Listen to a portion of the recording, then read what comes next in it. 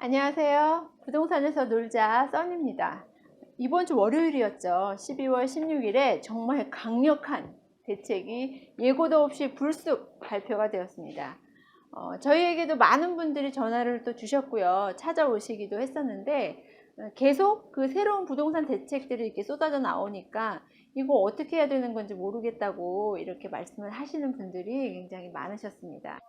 이번에 1216 부동산 대책은 제목이 주택시장 안정화 방안인 만큼 부동산 그 자체뿐만 아니라 대출이나 또 보유세, 양도소득세 같은 그런 세금에 관련된 전반적인 사항이 발표가 되었다는 점에서 그 이전의 대책보다 좀 신경을 많이 썼다는 그런 평가들이 나오고 있는 것 같습니다. 1216 부동산 대책 중에서 많은 분들이 가장 관심을 갖고 계시고 또 저희에게 문의를 좀 많이 주셨던 그런 부분들만 저희가 조금 추려서 오늘 알려드리려고 합니다. 이번에 나온 대책들을 보면은요, 크게 한 4가지 정도로 이렇게 분류가 되는데요.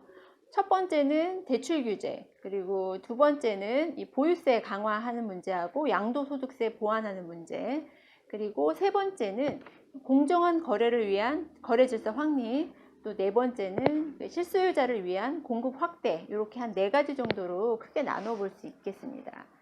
그 내용들을 저희가 좀 간략하게 관심 있는 부분들에 대해서 좀 살펴보면요. 첫 번째가 이제 대출 규제인데요. 아마도 집을 구입하셔야 하는 분들이 정말 가장 관심이 많이 있는 그런 부분이라고 생각을 합니다. 투기지역과 투기과열지구에서 집을 살 때 그 무주택의 경우 주택 그 구입 가격이 한 40%까지 대출이 가능했는데요. 이제는 9억 원이 기준이 됩니다. 9억 원을 기준으로 9억 원 이하는 40%를 적용을 받지만 9억 원이 넘어가는 금액에 대해서는 20%만 적용이 됩니다. 예를 들어서 만약에 14억짜리 아파트를 구입한다고 하면 현재는 14억 토탈에서 40% 대출을 받아서 한 5억 6천만 원 정도가 가능했다면 이제는 14억 중에서 9억은 40%, 나머지 5억에 대해서는 20%만 대출을 받기 때문에 그 대출 가능 금액이 4억 6천만 원 정도가 됩니다. 그래서 이전에 비해서는 한 1억 원 정도가 줄어들게 되는 것이죠. 1억 원이면 금액이 굉장히 꽤 크죠. 그리고 서울에서는 해당이 되는 아파트들이 꽤 있을 것 같은데요. 시가 15억 원 초과가 되는 그런 아파트들에 대해서 주택 구입용 주택담보대출 주담대라고 하죠. 이게 금지가 됩니다. 1주택인 세대가 2년 내에 기존 주택을 처분을 하는 조건으로 주담대, 그 주택담보대출이 가능한데요.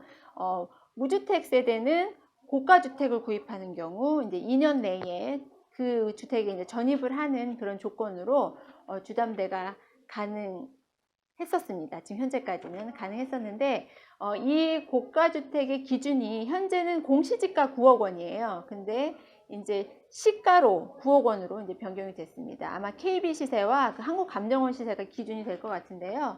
그리고 또 투기 지역과 투기 과열지구 내에서 2년 전입해야 했던 것을 이제는 1년 내에 그것을 처분을 하고 전입을 해야 하는 그런 의무가 이제 부여가 됐습니다.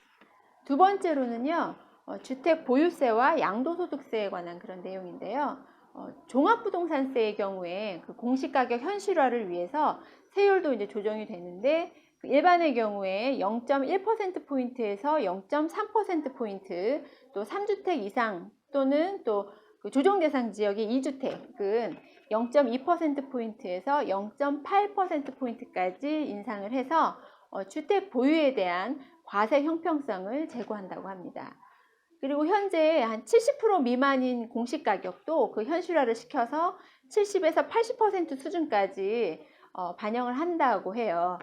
또 관심이 많이 이제 갖고 계시는 부분이 또 양도소득세일 텐데 이 양도소득세 부분에서도 1세대 1주택 그 장기보유 특별공제의 그 거주기간이 또 그 거주기간 요건을 추가를 시켜서 보유기간뿐만 아니라 거주를 또 많이 하신 분에게 장기보유 특별공제 그 혜택을 더 많이 드린다고 합니다.